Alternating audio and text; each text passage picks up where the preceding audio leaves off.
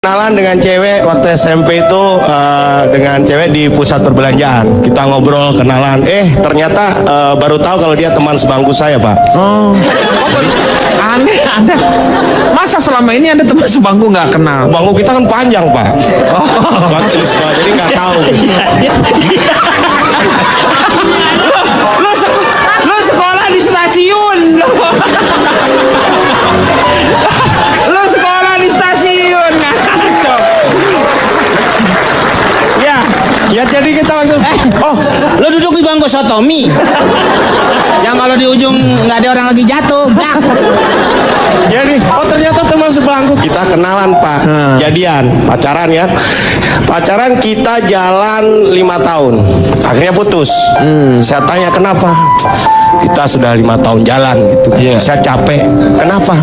Ya sekali-sekali naik motor dong. Masa naik terus gitu.